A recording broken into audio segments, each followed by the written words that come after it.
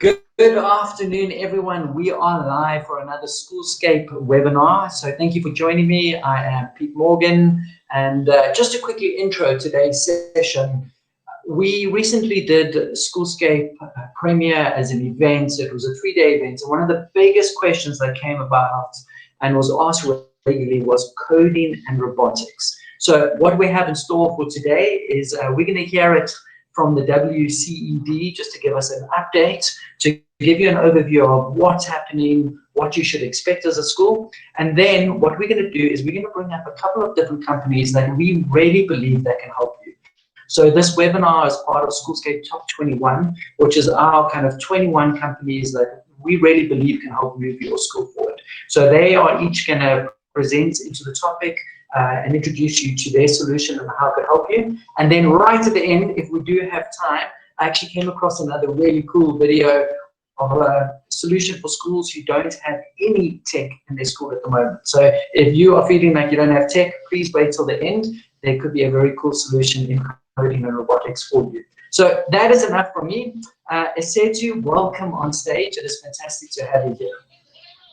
Thank you so much, Peter. It's a pleasure to be here, and thank you for inviting me. Brilliant. So everyone, Esetu is the Deputy Chief Education Specialist at the Western Cape Education Department. We wanted to get what's happening with the DBE straight from the kind of the horse's mouth, you could say, but we wanted an honest opinion. And we thought, what better than asking someone from one of the provincial departments? And then on top of that, we really landed with a bum and a butter because Esetu understands school so well. He started at Bellville Technikon, and then he moved on to west of it, so he knows what it's like being in a school, and then he moved on to the education department. So Esetu, we're going to jump straight in. First question. Sure. What has the DBE announced to date? Sorry, what has the DBE announced to date on coding and robotics? And sorry, just while you think for 1 second, everyone on the right of your screen is a chat bar. Please say hi and what school you're from. And if you have any questions, we would love for you to post them in. We want to make this interactive as possible. So Esetu, back to you. What has the DBE announced? Sure. Thank you so much, Peter, for that question. I'm not sure if you are aware, in 2019, during one of the SONA, the president at the time, Cyril Ramaphosa, made an announcement that, there is going to be an introduction of coding and robotics in the South African schooling curriculum as an extra subject.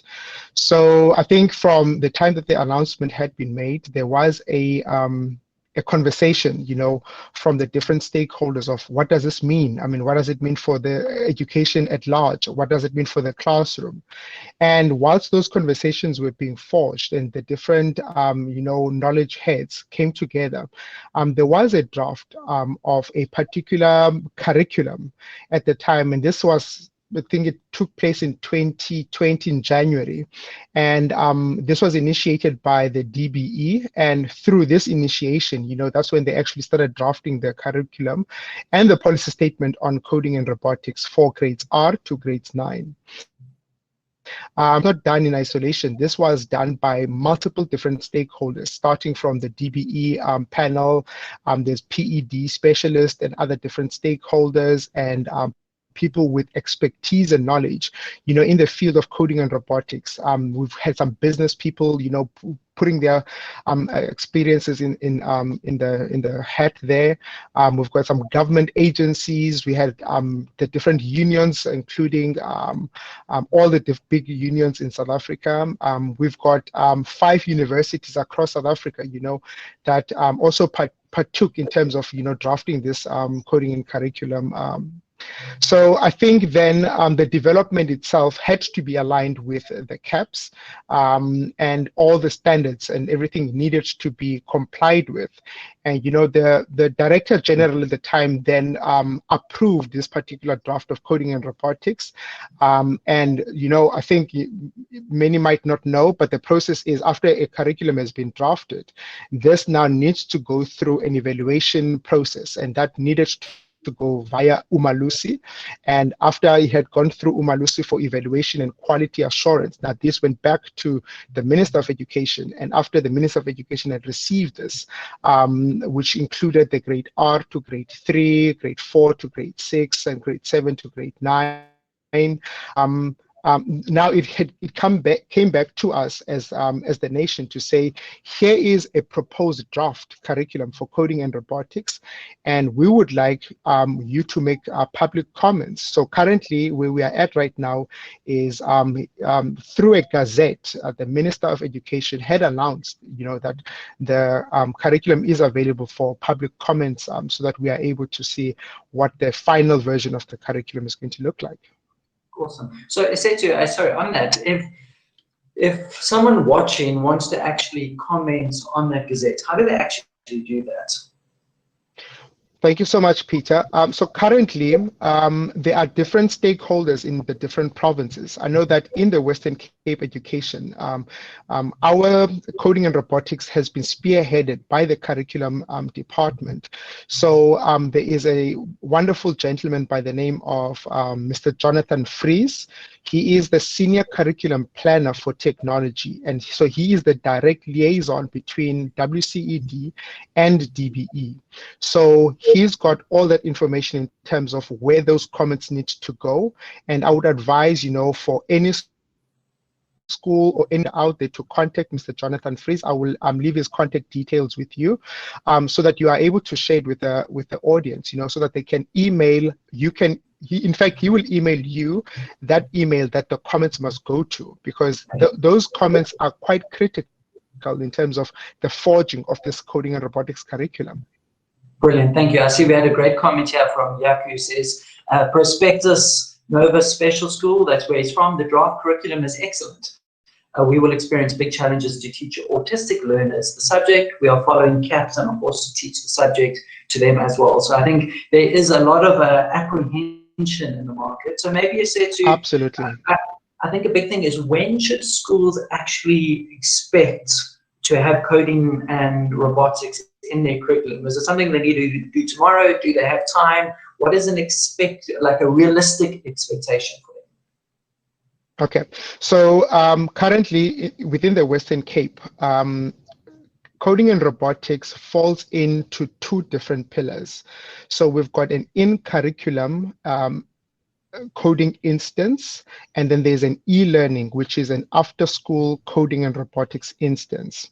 So currently, this DBE coding and robotics falls squarely in the in-curriculum instance, meaning that it is coming through the curriculum wing, and the proposed dates from when this should happen is that in the year 2021, that is when we're expected to start with a pilot. Now, when we're saying that we're starting with a pilot in 2021, schools had already been identified by the different technology advisors from respective districts, and they nominated schools. So our mandate from DBE initially was all provinces combined need to put together a list of schools in grade R to grade 3 and in grade 7. So then we needed to have 200 schools in the foundation phase and 1,000 schools in grade 7. So the Western Cape currently has put together 32 schools in the foundation phase, and we have put together 99 schools in the in grade 7. So for those schools that are in the pilot, they will be communicated to by the different subject advisors in their respective districts to give them advice around when the orientation process is going to be done, when the actual training is going to be done, and when you are expected to start with the coding and robotics curriculum. So those will be subject to an engagement with the curriculum members that are quite responsible for that task. Okay, so if I can understand correctly, it sounds like there's still a bit of time. If I understand correctly, the pilot with the identified schools is going to be the start of next year, and then during the course of the year, the rest of the schools will hear when they need to implement. Would that be a fair summary? So the intention is that currently in 2021, this was the proposal from DBE, that grade R, 2, 3, and grade 7 will pilot in 2021, In 2022, it's going to be grade 4 to grade 6, and then grade 8 as well in the year 2022 as a pilot. In 2023, then we are going to have a grade 9 pilot with an intention of having a full implementation happening after these pilots have successfully landed in the different provinces. So again, we are aware of the changes. COVID has really made it quite difficult to preempt some of these things, because some of the training will take place face-to-face, some of them will be online. So we need to be quite cautious around committing to a time frame when we know that certain things are going to change.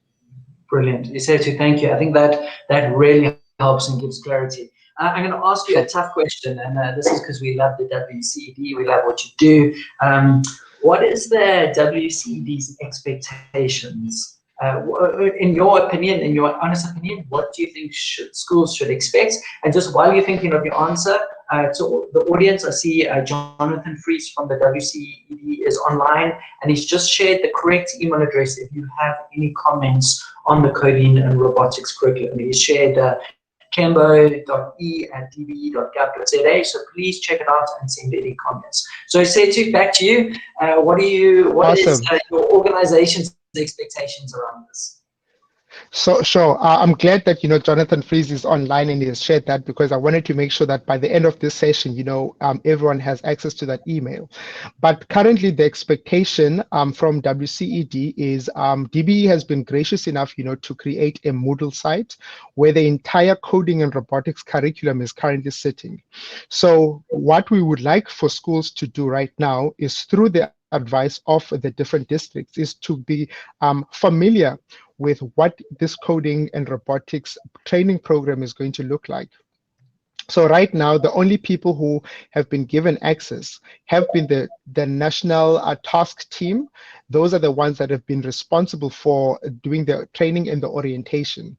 So when we get to the stages of doing training, those schools that are currently participating will then have access to that Moodle site, and they will then know exactly what it entails, because I know there will be questions around, so how do you know which robotics or coding language to use, what robotics kit must we use, and how do we get started? Fortunately, this site, the DBE site, covers all of those elements. So it covers exactly, because what it does is it orientates any particular school to know what is expected, where do they begin, what are the intended outcomes, and how do they facilitate this. Obviously, they will be assisted greatly by the different technology advisors coming from districts and other national training partners, and including there's going to be provincial task team members that are going to be tasked to facilitate the training process.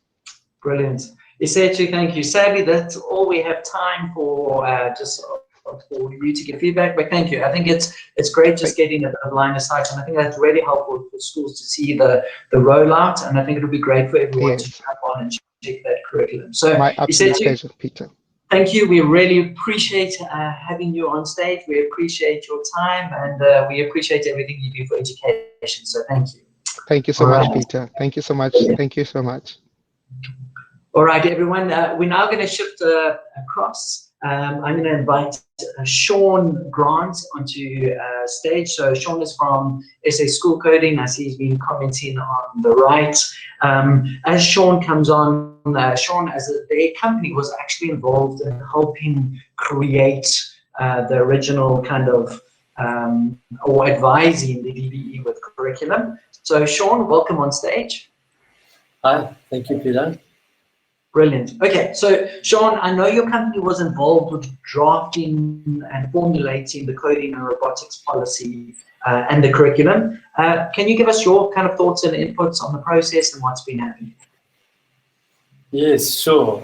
So our founder and CEO, Moritz Kotzer, was invited to participate in the curriculum drafting workshop 2018, 2019, somewhere around there. And so from insights that he gained there, that's helped to inform how we've developed our coding and robotics curriculum, which we've been working on now for about 4 years.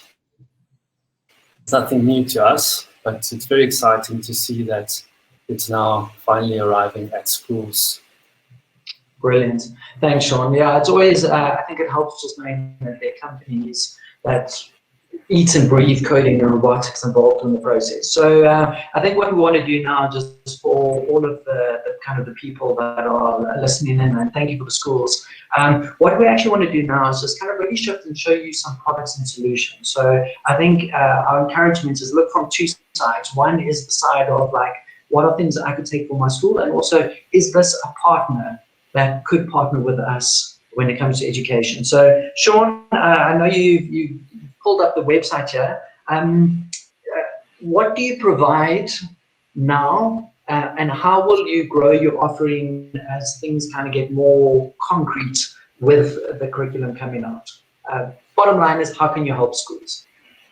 Yeah, no, for sure. And we have a fully comprehensive coding and robotics curriculum from grade R to grade 9. So it's ideal for primary schools and the middle school phase as they go into high school. What you're seeing on the screen here are just some of the shows, the highlights that we can share. Sorry, are you okay, Peter? That was my computer and glass falling over. Okay, hopefully the water's under the computer, not on top of the computer. Sorry. What we've got to offer is our experience as being Google and Microsoft certified educators, trainers, etc. Both Maritza and myself are teachers by trade, and born out of that, and specifically Maritza's need to teach 732 students in primary school once a week for 30 minutes to half an hour, he just found that he had to work smart. So he started making video tutorials for himself and for teachers, and ultimately now those have become available for students. And then he started authoring these student work. I don't know the language development, and this contains everything that you need to teach your class at that grade level, as best as we know, according to the draft coding and robotics curriculum. It's not been added for a while. This is our sort of rating on the SchoolAdvisor website. Thanks to you guys, we've been able to get some independent reviews. These are just some of the schools that have used our coding and robotics lessons, and it seems like people really enjoy it. If I just look at some of the ratings and what people say, the teachers in the schools respond very well to what we share with them. I'll just show you quickly inside one of these student workbooks so that you can see it's really well laid out. It's term by term, unit by unit. It's aligned. Sorry, Sean, just a question. So can I confirm? So this is a curriculum, literally a teacher could buy the set of books for the class and it will roll out a curriculum, is that correct? Yeah, so each student has a workbook, and we help the teachers with training and support and teachers' guides to equip them to present this lesson. So we see coding as robotics as being within each and every classroom. It's not a separate computer class. It's something that you as a grade R teacher does with your class in the same way that you do the other subjects. And you can see they're nice and colorful. They're very simple. This is the first robot that we get students to build. And it's just from bits and pieces of recycled materials. So the idea is that by the end of this year, whether you're at school, whether you're locked down at home, you've been introduced to digital skills. And here you can see, for example, this is where we introduce students to Microsoft PowerPoint. And then there's an accompanying lesson that goes with this. So we've got a full Google Classroom, which has got all the online lessons that the teacher needs to do with the students. And so the teacher would be able to see how to do that and then do that with their students. So again, we want to equip all the teachers to do this themselves. So you can see here is the grade R teacher's guide, which is in a Google Classroom at this stage. And you can just see it's really comprehensive. It's got lots and lots of information, and it's broken down term by term so that those teachers know exactly what to do and how to do it, even down to breakdowns of, you know, how much time you should spend, how to set up a computer corner, and then lots of nice materials. There are videos and PDFs and pictures that go with it. Here, for example, is a keyboard that's printed in the workbook, so that if you have a school with no computers, you can open the back cover of the workbook and you can still practice your left and right hand skills. And you can see that each finger by color is supposed to go on specific keys. So this is the beginning of touch typing. Yeah. Sean, that's absolutely brilliant. Just one observation, I'm a Google fan. I do find it amusing that you use Google Classroom to teach how to use Microsoft. Just an observation. I quite enjoyed that. I'm going to move on just for another question, Sean, because I think it ties in. But just before I do that, for the viewers out there, I'm just very interested.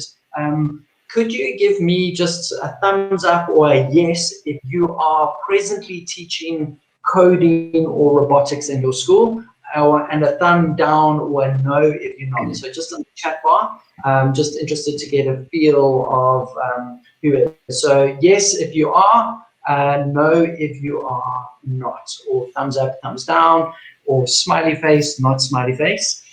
So there we go. Thank you, Jessica. First off the mark with a thumbs up. Brilliant. Sean, I think one of the biggest questions then is your workbooks are fantastic. I could see there's multiple different languages there. Big question for a teacher that is kind of feeling nervous, going, how do I introduce this in my classroom? You've mentioned training, you've mentioned you've got the Google Classroom. Can you just take us through the training and how you can help them?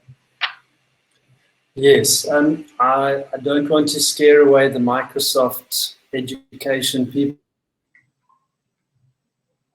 Those, I think, squeezing that.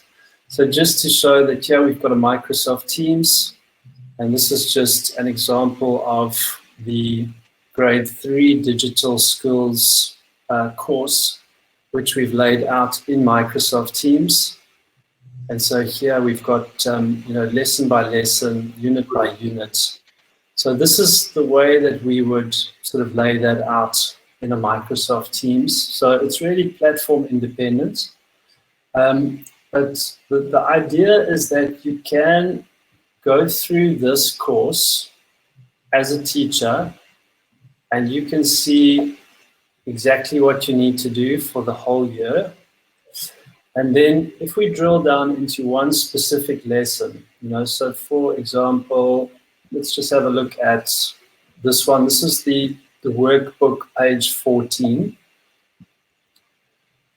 And so this explains to the teacher step by step how to do that lesson. There are a lot of accompanying videos that go with those lessons. And so that just makes it very accessible. Because we've only got as far as the grade 3 workbook, the grade 4, 5, and 6 should be ready by June. What we've done here is we've put together a grade 4 to 9 classroom. And in this one, for example, if you are approaching term 2 and you need to know what to do with your students, here we've got all the lesson plans ready laid out. And these would then give the teachers lesson by lesson overview of what to teach with their class this week. And to make it simple, we recommend that schools that are starting coding and robotics for the first time do the same lesson with every class from grade 4 upwards, because it gives the teacher an opportunity to grow with the students, and the teacher then only has to prep one lesson for all their classes for the week. Sean, So I'm sadly going to have to interrupt you there just so we can stay with time. If you would like to just give us your closing comments, but one thing is just simple and it flows. And just while you're giving your closing comments to the viewers, if you are, what we want to do is make it really easy if you would like more information from any of the companies we're going to present. So you'll see I've just loaded a poll and it says, would you like a 15-minute demo on SA SchoolCoding's robotics and coding offering for schools? By saying yes to you, agree to them contacting you. So if what you see there looks interesting, you can just say yes. It's no commitment. You just have to, they'll just share with you some information and you can make a decision. So if their solution looks interesting, please just click there. And then Sean, closing remarks. So 2 things for schools to check out. If they're interested in the in-school curriculum, they can have a look at the budget estimator on our website, where we can put your entire coding and robotics curriculum into your school for about 100 Rand per student per year, which I think is very affordable. The other thing is, if you're not ready for the in-school curriculum, then we'd encourage you to start an after-school coding club, where we handle all the admin, provide you with everything you need, and that could be run by a parent or a teacher, and in fact can generate additional income for the school. I'll let a student have the final say, and you can just cut me off when you need to. Your time, yeah, sorry, time is up. I am sorry to say. Okay. No problem. Sorry, but thank you. Brilliant. So everyone, that was Sean. Sean from SA SchoolCoding, doing some amazing stuff in schools. We appreciate your time. Thank you, Sean. Thank you, Peter.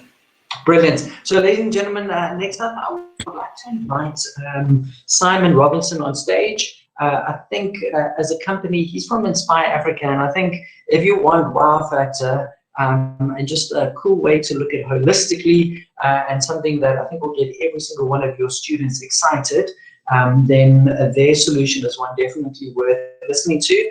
I think they've also been in the game for quite a while doing amazing stuff. So Simon, welcome on stage. Thank you, Peter. I'm just trying to set up here shortly, getting my screen While application you are window. doing that, so Simon is just going to share a bit about what they do and how they holistically look at teaching and coding and robotics. And then just thanks for everyone who responded with a thumbs up or some thumb down. It's just very, very, very cool seeing how many people are doing stuff and how many there's still a new opportunity. So thank you for sharing, and also lots after school. So excited to see that ball is rolling. All right, so Simon, if you just want to help us understand holistically what you do for schools. Thank you, Pete. Yeah, we have been in the 4IR space, Inspire Africa, for about 5 years now, where initially we were teaching children as young as 5 years old how to fly, build, code with drones. And then realized that actually the DBE in delivering the robotics and coding wasn't going to be as soon as everybody thought. And our focus has really been on demystifying many of these 4IR technologies, such as robotics, coding, 3D printers, artificial intelligence. And it's about really integrating it into the traditional subject matter, because the reality is that is where the future careers are for the majority of our students, going into school, starting high school, etc. But most importantly, these subjects don't necessarily have to be taught in IT class or in technology class if the school is lucky enough to even have those subject choices. It really is about integrating across the STEAM subjects and more. And our focus really is making teachers who are unfamiliar with technologies such as robotics, 3D printing, etc. Particularly, all of these are underpinned by coding. So how do you make a 40, 50-year-old teacher who's never, ever played with a robot or flown a drone or is never computer programmed before? How do you make them comfortable and confident in integrating these technologies into their core subject matter? So of the 180 teachers that we've taught in our Inspire STEAM education programs, over 60% of them are actually not from a technology background. And that's, I guess, part of our USP. We bumped our head along the way learning that. But you can't just have or expect all of the pressure to be onto the head of IT, the head of technology, to demystify many of these 4IR technologies to their students. And the sooner you can start, i.e. grade 4 is sort of the grade where we find from 10 years old up to grade 9, that is where our focus has been, primarily because there's a little bit more flexibility in the curriculum. We do have schools like Weinberg Boys, Glenwood, who their grades 10 to 12s are using it in EGD, etc. But it's really about getting these technologies in front of the students from as young an age as possible, upskilling the educators. So we, with 1 out of 3 children going into school and their career hasn't even necessarily been created, how do you prepare them for the future? With over 70% of new jobs that that are coming out right now, they are in the computer science fields, and so you need, you don't necessarily need to be a techie or become a programmer to have a job in the future. But understanding that traditional professions such as the legal profession, accountants, for example, artificial intelligence is taking over many of these mundane jobs. So they're not necessarily going to be as attractive as they were maybe for our generation. And so by integrating tactile components into the curriculum, touching and feeling, whether it is learning how to fly a drone, whether it is learning how to work a circuit board through electronics or write an app to drive a robot. That is what our our core focus has been. 3D printers, our 3D printing curriculum, for example, it's not simply downloading a file of Thingiverse of a volcano and pressing print. It's actually teaching our teachers, who then teach our students how to use the software to be able to design the volcano or the Rift Valley, as an example. So, the reality is that there's a very small percentage of students actually who are doing coding, who are writing apps, whether it's after school, whether it's at home. So our focus is on that 70, 80 percentile of students who think that they have no interest in technology. How do you make it easy to understand? And we have a curriculum of over 180 lessons thus far, where we start, for example, with coding, block style coding. We then move on to, and the students can have the choice. Do they want to learn Python next? Do they want to learn JavaScript? Do they want to learn Node-RED, which is utilized for Internet of Things, as an example? So we give them choice, and it's not simply about training the teachers and then we're on our way, because they have to go on and teach their colleagues, who then teach the students, and we then provide them with all of the hardware, the curriculum, which is updated on a monthly basis, and then finally we have interaction through a number of platforms, webinars. We use Slack to communicate with our schools, and then we visit them, or we were pre-COVID, every 2 months or so. That is amazing. Just for fun, I've just put out a poll that says, have you ever flown a drone? And my apologies, I must have somehow flown, looks like I've spelled it wrong, but anyway, I'd love to know, just in the poll section, if you've ever flown a drone. I think, Simon, I think what you're talking about is absolutely phenomenal. And you mentioned something about teachers You mentioned a lot of the teachers that are having to use this technology in the classroom. It wasn't around when they were kids, and there's that level of fear. So how do you remove that fear? Maybe some tips and tricks, and just also how you help. Yeah, Pete. Well, I mean, first of all, the schools that we visit to go and demonstrate our various curriculum programs is if the head, the principal says, you know what, we don't have a single teacher in the school who can champion this. Could you come and teach us as an extramural, as an activity where the parents pay in the afternoons? And the reality is, yes, we've done that a little bit, but actually, if the leadership doesn't have or see or is prepared to employ a teacher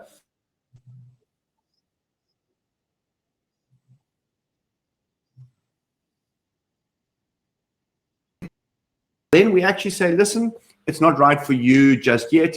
We'll come back and visit you in a year. We'll touch base in a year. Because what we have seen through our program and our STEAM programs in the last 2.5 years, we have taught teachers that have no previous experience. We come to the school, we spend anywhere between a day and 2.5 days, depending on what we're implementing.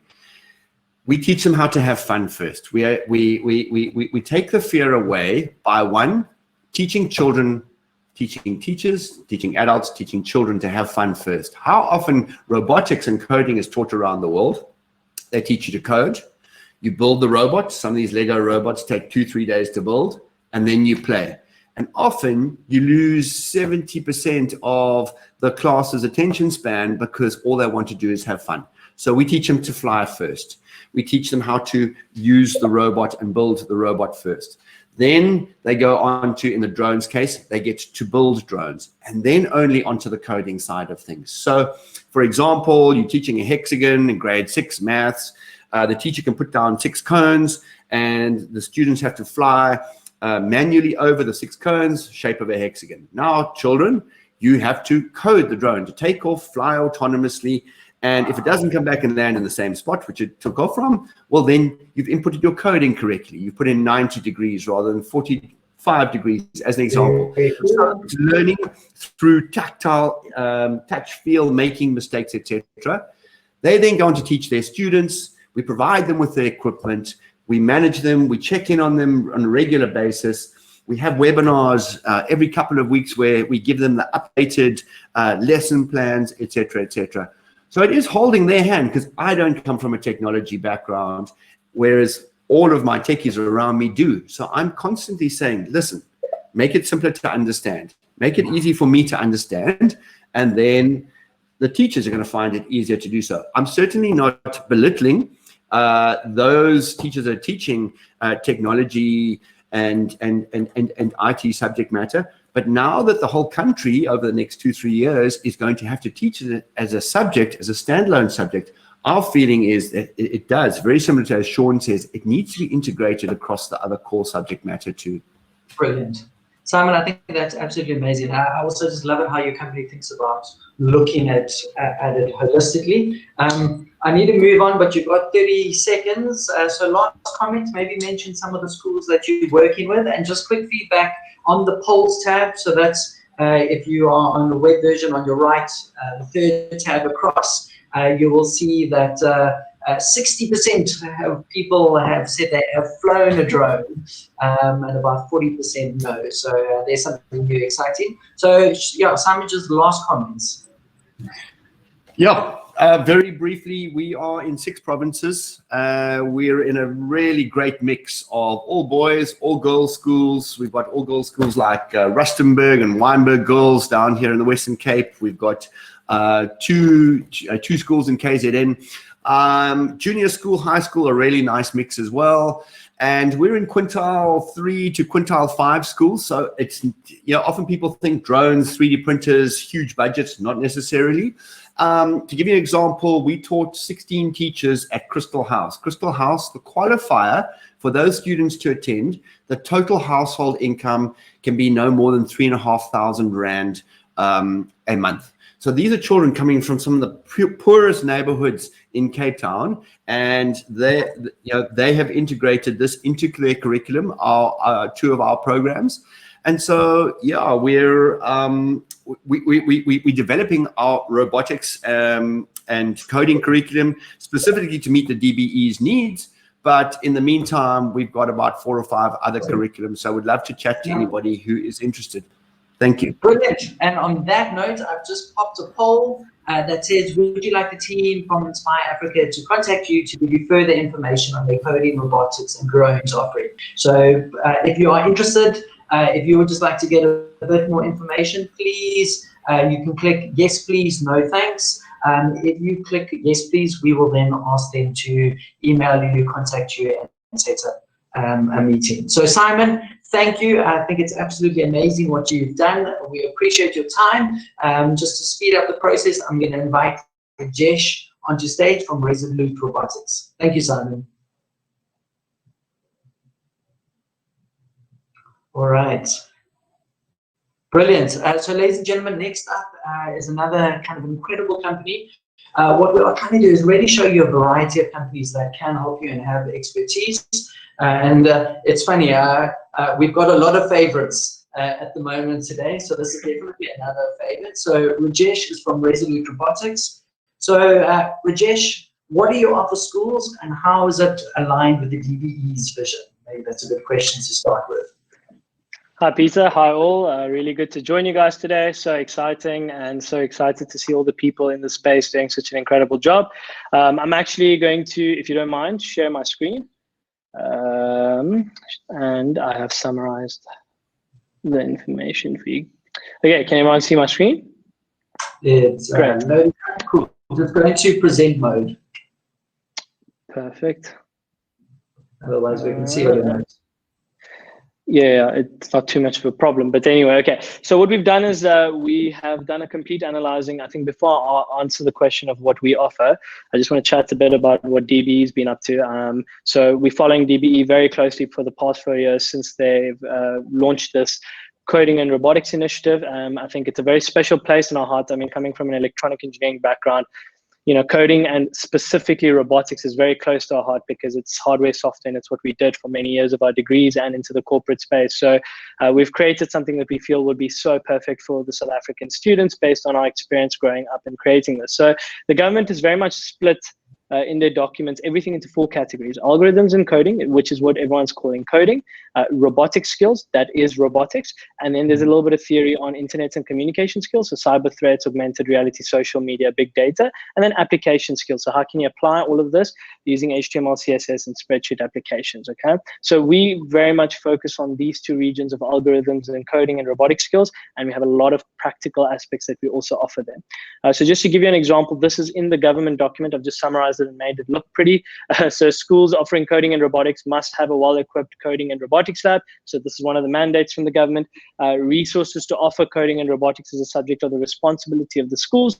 So the schools should build up models by asking learners, parents, or whatever it is. And then also the third biggest point, which I found interesting, was a sustainable support. So robotics and coding is a subject that requires sustained support. So I found these really very much that stood out to me because this just speaks so much to us, because as schools are navigating into this journey, our biggest hope is to partner with them, is to provide the right coding and robotics equipment so that schools don't get overwhelmed and just spend R1 million on a fun lab or on things that they might not really need as part of their year plan, as well as really provide the right set of kits and coding programs to schools, as well as technical support in schools that we're in. I mean, this is right, a copy paste from the CAPSTA curriculum, where the robotics requirements for schools is a microcontroller, and these are all the electronic components that is required for schools to implement the curriculum. And essentially we offer more than 6 different types of kits from grade 1 all the way to matric that kind of cover everything that the government's doing, just to make sure that, we're compliant, but we pretty much go 10 levels above as well for the schools, so that they can tap into that levels for the kids should they want to, Peter. And what we offer, the second part of your question, yeah? No, I'll ask it after what you offer, because it's just on cost.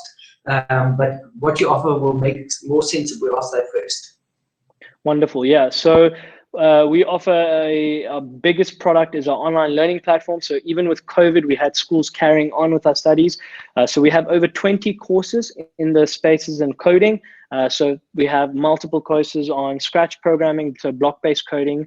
We have the art of machine learning, which we've partnered with the Wits University department to create an incredible course on the art of machine learning, and we're going more towards AI. We have JavaScript, C# game development courses, Python, beginner and advanced courses. So we cover the whole coding spectrum. And then from a coding and from a robotics perspective, we have smart gardens, home automations, but every single thing is video-based. Because, I mean, when you're rolling out to the masses like this, I mean, getting a teacher to master this, which what we struggled to master over 4, 5, 6, 7, 8 years of our degree, is such a tough ask. But through video-based learning, where the kids can also take time and learn, and it just makes it that much more plausible to implement it. And we have easy to assemble robotics kits, which can be reused over the years, essentially. So this is our online-based learning platform. You'll see our multiple courses, and every single video that we've made is custom and to us. And our teacher training, this is one of the biggest things that we provide. It's a 40-hour teacher training program, all the way, maybe even from 12 to 40. We teach you classroom management skills, fundamentals on each course, lab setups, introduction to all the relevant softwares, how to identify and solve problems, and so on, essentially. And our stream options go from primary school to high school. We have a really cool naming convention: novice, apprentice, adept, beginner, advanced, and master. And so schools can pick what they want to. And the costing, just to quickly answer your question, essentially starts from 1,000 Rand for a program all the way to 2,500 to 3,500 Rand a program. And that the kits are obviously from 1,000 to 3,500. And then some of those kits include software licenses. And then some of the kits, you need to purchase a separate support package with us, which includes assessments that we provide to schools, lessons such as CAPS alignment, the robotics kits, and the complete support that comes with that. And then here's some of the cool projects kids have built. I mean, this is Space Invader Snake using Python, Scratch block-based programming, Smart Garden, automated hand sanitizers, home automation system in the space of IoT, autonomous line following rover. I mean, if we're putting people on Mars, why not start building stuff ourselves, right? Yeah. So. Brilliant. Rajesh, that's amazing. I love it when you can actually see the products and what the learners can actually make themselves. And I think thanks for addressing cost. I know that's a big thing for schools, is how do they think about this? How do they budget? Maybe just a last question, because schools always love knowing what schools you're in. What schools are you working with? If you can give us some ideas. Yeah, so we thought we would be working with no schools last year due to COVID, and schools wanted to retrench teachers with budget constraints, and we got into about 25 schools. There's about 13 private schools and 12 public schools all across South Africa, from Mpumalanga, Gauteng to the Western Cape, and in also a very even split between primary school and public school, and also a very even split between how they want to implement it. So a lot of schools have implemented it an in-curriculum option where they've dedicated an hour in robotics, and based on the timing, just because I'm speaking on that, the government has officially allocated 1 hour for the foundation phase for robotics and coding and 2 hours for the intermediate and senior phase, and our stuff fits into that quite nicely. Yeah, and so we're in about 25 schools. We have about 1,500 students on our platform. We're growing every day, and one of the biggest things, if you check out our Google rating and if you chat to some of the schools we're with, is the support we give. I mean, if we're bored, we contact schools to be like, listen, we haven't heard from you in a while. How's it going? Can we we see one of the students isn't doing something. Is there a reason? Can we assist? So we're very pedantic on that. And for us, it's all about taking you guys on a journey. Brilliant. Rajesh, sadly, that is our time up. But once again, ladies and gentlemen, to make Rajesh is used to being in our events, and we keep him on his toes. But on the right of your school is a poll. Once again, it just says, would you like the team from Resolute Robotics to contact you to provide more information on their offering? Once again, no obligation. You can chat to them. They can give you some input, idea. They can also just share, and I know from previous presentations, how to actually roll it out to make it affordable in your school. I think they've dealt with multiple schools. They'll look at what you have and how to do it. So Rajesh, I'm sorry, but we're going to have to cut you there. But thank you so much. Really appreciate you joining us. And it's just so cool to see what you guys have developed. All right. Thank you, Peter, and thank you for putting it together. Cheers, guys. Brilliant. Cheers, Rajesh. All right, ladies and gentlemen, you are doing exceptionally well. Last up is the team from ThinkAhead, and then after that, we've just got one last other 2-minute speaker that we wanted to share. But I think it would not be good if we didn't have, just to keep, we've spoken about Google, we've spoken about Microsoft, we haven't yet spoken about Apple. So Mike is from ThinkAhead, and they are Apple education experts as kind of on the solution side for schools. So Mike, thank you for joining us. I think maybe just the first question, because it's actually, I know you've been in the schools game quite a while.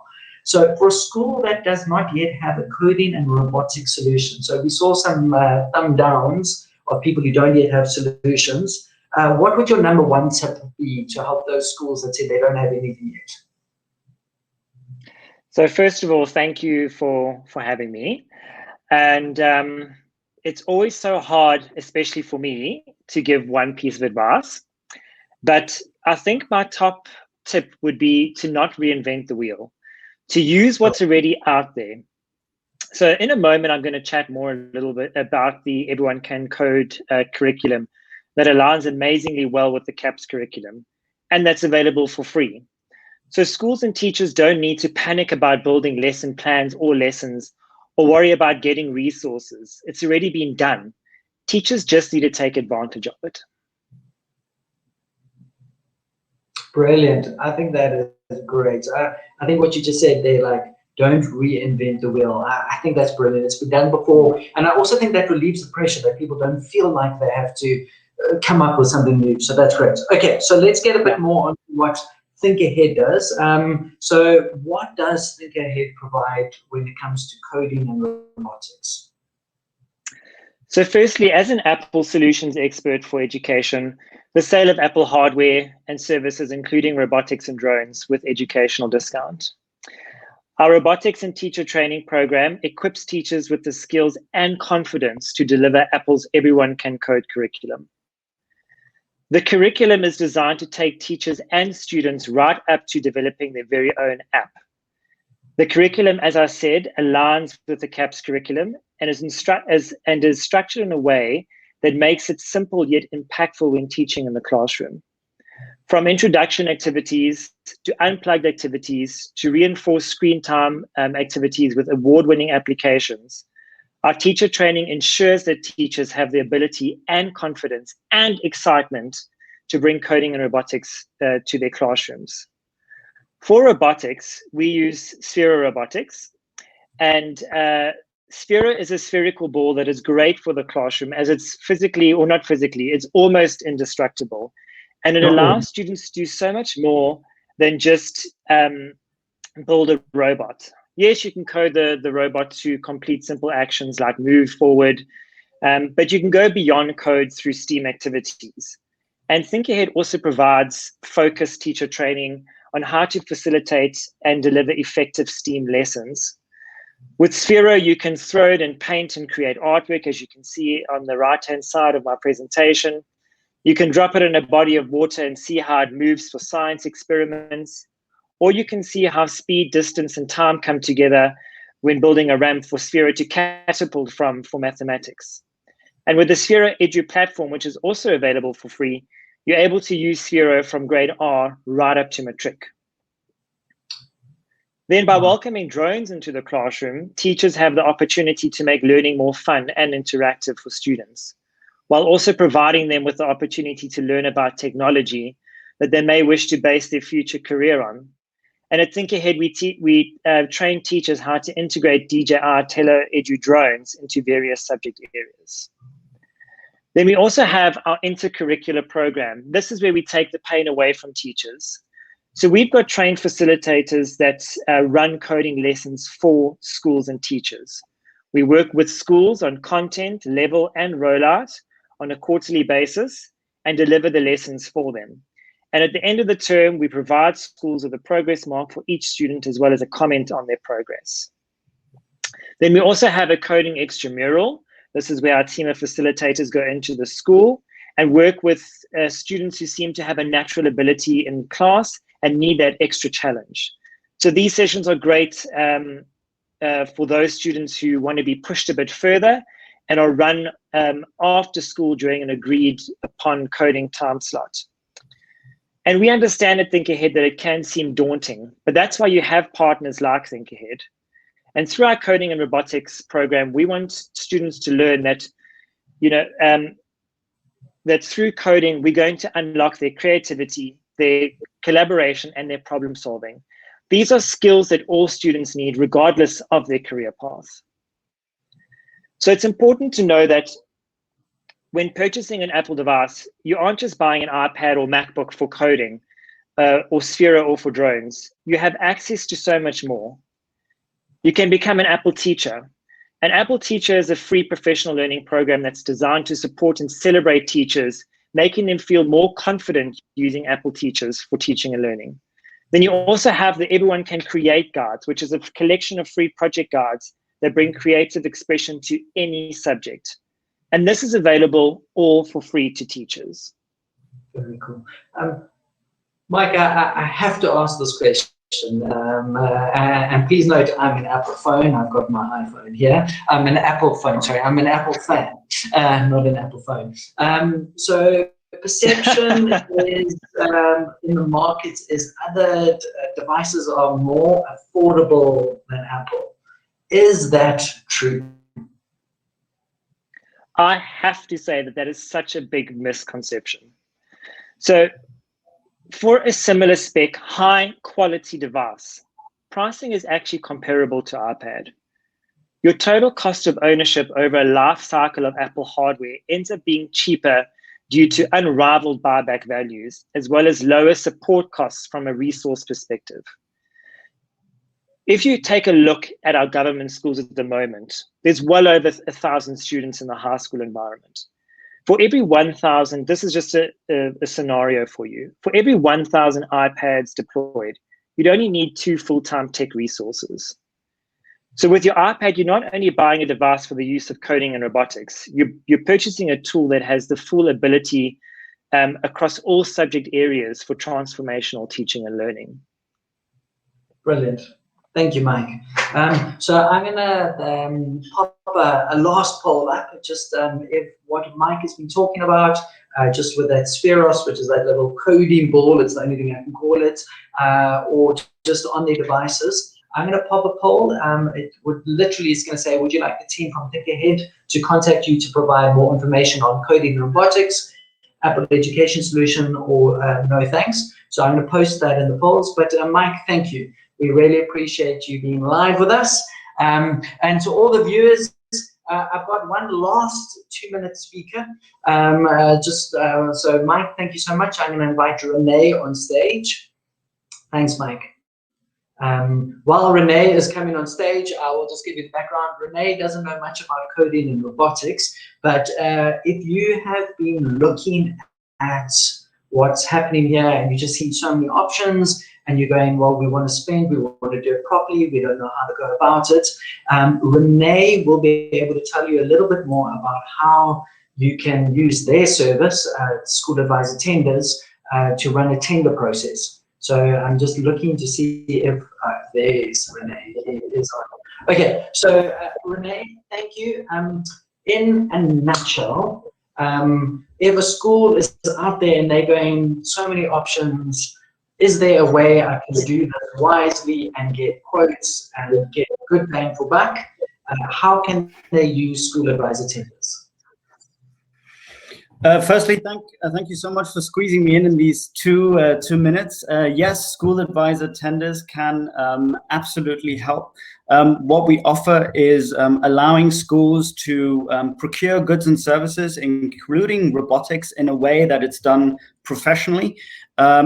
Schools are under immense pressure to save money, and tenders are a powerful vehicle to drive costs down because you're creating a competitive environment. But crucially, also in the sphere of robotics, there are a lot of choices out there. What is the right choice for you? And it's about finding a vehicle that enables you to see which supplier actually meets your purchasing needs. And Tenders is an excellent tool to enable you to do that. So this is basically what we are offering. We are a one-stop shop where you basically log on to our website at tenders.schooladvisor.co.za, where you can either book a consultation, no obligation consultation, or launch or request tender support. where we will then reach out to you to discuss your requirements and do the tendering on your behalf. You remain in control throughout the whole process. We are merely there to provide our expertise in the space of procurement and tendering to get you the best possible deal on the market that is done in a transparent and in an auditable way. I like that. I think the transparency thing is a big one. So on that, a good question. How much does it cost the schools? Actually, it doesn't cost the schools anything.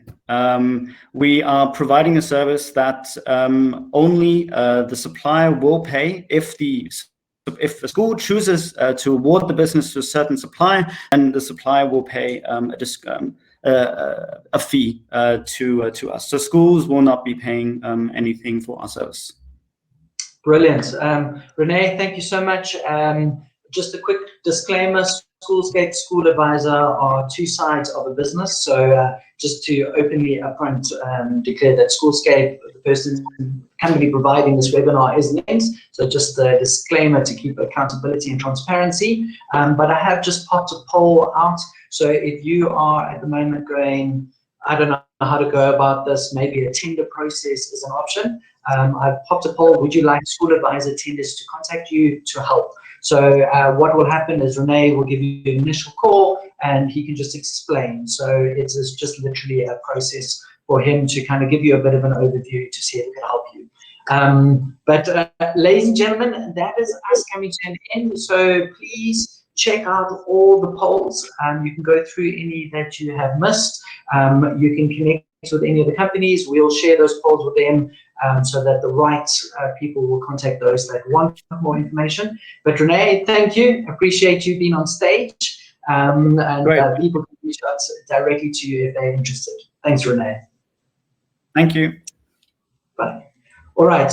So, ladies and gentlemen, we have gone completely over time. I'd like to apologize. So if you do need to drop off, please do drop off. But what I thought I'd show you, just one last thing. If you're sitting there going, well, we don't have any budget for coding and robotics, we don't think we're ever going to have a budget, I would like to just show you what was shared with us today. It is a quick video. It's a 2-minute video. It comes actually from the Nelson Mandela University, and it is a little free app that they have developed. So if you do need to duck off, please do. Otherwise, please My name is Professor John Cronin from Nelson Mandela University Computing Sciences.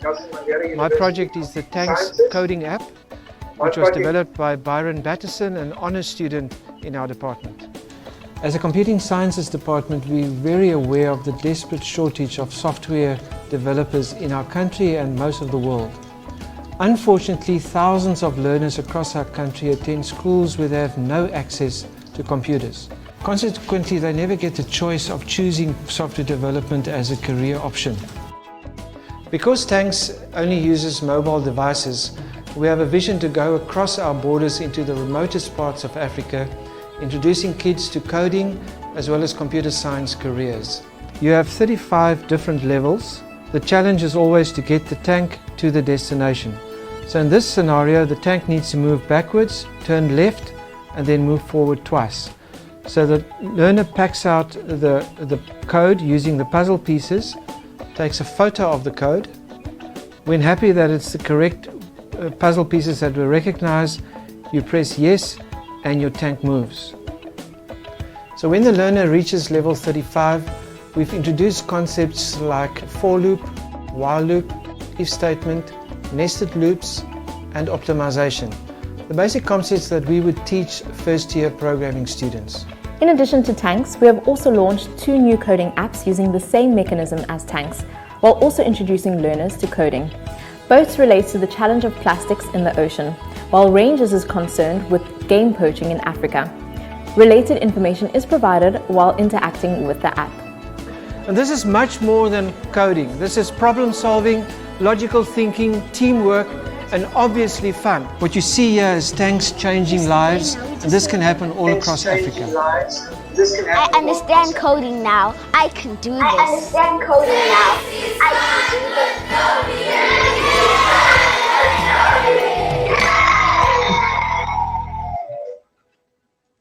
Brilliant. So I just thought for any school there that might be with a budget constraint, please check that out.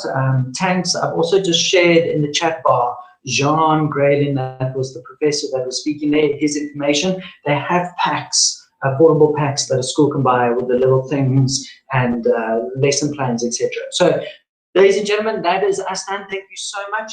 We hope that this gave you a bit of more information on coding and curriculum, and then also it showed you a couple of companies that might be able to help you. So once again, if you want to get hold of any of those companies or if you need support, also please reach out to us at Schoolscape, hello@schoolscape.co.za. If you're going, what was that company? We often get these emails.